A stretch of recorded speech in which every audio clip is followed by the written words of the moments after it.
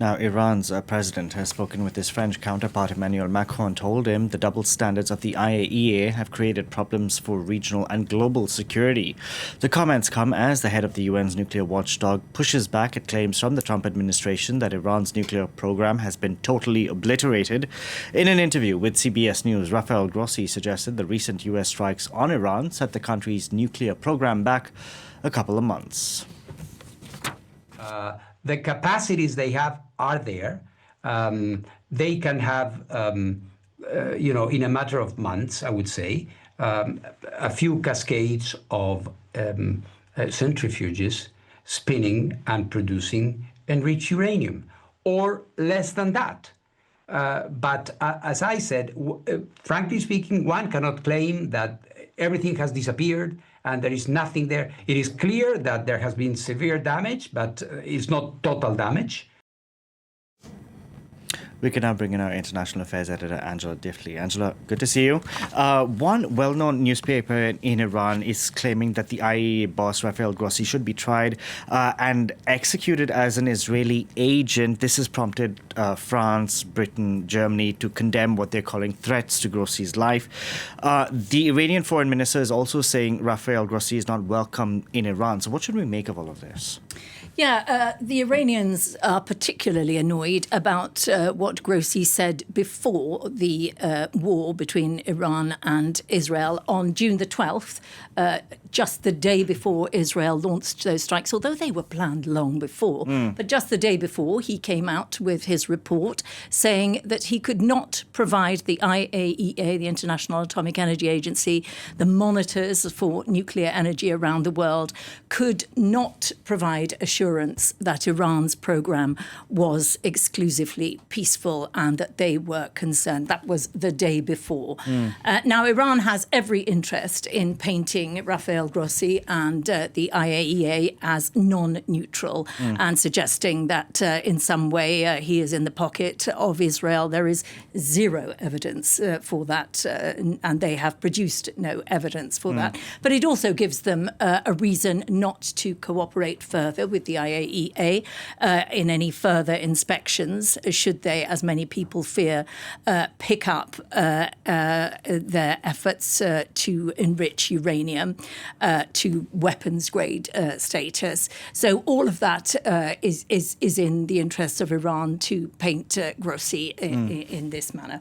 Now, we are also seeing mixed messages coming out of Iran. And of course, Donald Trump is saying he has totally obliterated Iran's nuclear program. So how much damage has really been done to the country's nuclear program? Do we know? Well, we don't know. And in normal circumstances, a proper picture of what actually has or hasn't been achieved would take weeks to emerge. But in an age of 24-hour news, there are claims and counterclaims, and already the statements have got out of hand in the sense that if further down the line clearer evidence on either side emerges, it's going to be very difficult for either Trump or the IAEA or anybody to backtrack on their early assessments. So it's not an ideal situation, but that's the world we live in. Trump, of course, has every interest in trumpeting a successful mission to his own MAGA base. We went there, we did what we wanted to do, and we're back out again. We achieved everything, obliterated, no question about it. You know, we're all very used to his wild exaggerations. Nevertheless, it's highly possible that that was a very successful mission. You know, we're not yet in a position to say. Also, Trump has said, when questioned, if he had concerns that the Iranians were enriching uranium to a concerning extent, he would, in his words, absolutely consider bombing Iran again. So that's Trump. The IAEA there, we heard Grossi saying, you know, that within months they could start rebuilding efforts towards Iranian enrichment. That doesn't mean they will. It's just he is stating that there is still concern over that program. And Israel, of course, is the least inclined to make performative statements.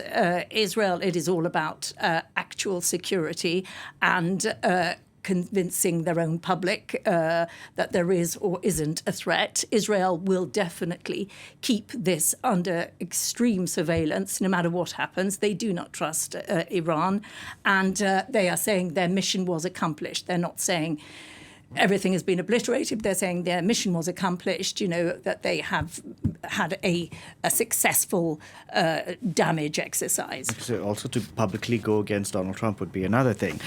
Let's talk about Donald Trump and talks with the Iranians, because last week he seemed to suggest that this week those talks were going to happen. What do we know?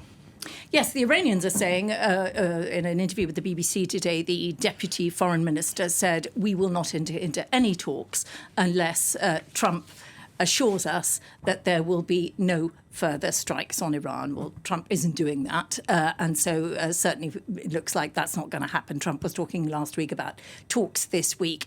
It is true, Trump is not an ideologue. He is a pragmatist. It is true, probably, that he would like and to enhance his image as a peacemaker. But he, would like to see, let's move on, let's move forward, let's get talking business, then we can remove sanctions. Yeah. We can encourage investment in Iran. He was denying reports that he had offered access to $30 billion of access to doing uranium enrichment outside Iran.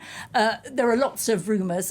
Instinct and what we all know about Trump suggests that he would like a return to the sort of situation before October the 7th, when the Middle East looked as though it was heading towards recognition of Israel, business, investment, young Arabs, and of course the Iranians are not Arabs, but many young people in that area were looking towards the Gulf states, seeing, it's all about prosperity, let's leave behind all these ideological disputes. Then came October the 7th, and Trump might be very mistaken if he thinks that countries in the region can just move on, or he might be right. He would like the Abrahamic Accords to be extended. Because that would Israel. That's what's being talked about again now. Possibly Saudi Arabia, Israel muttering about relations with Syria, Lebanon. One of the analysts we spoke to last week suggested maybe even Indonesia. So who knows? Anything can happen. But how much depends on the fate of the Palestinians. Exactly. When that war in Gaza comes to an end, we'll see what happens. Thank you very much for that, Angela. Angela Diffley there.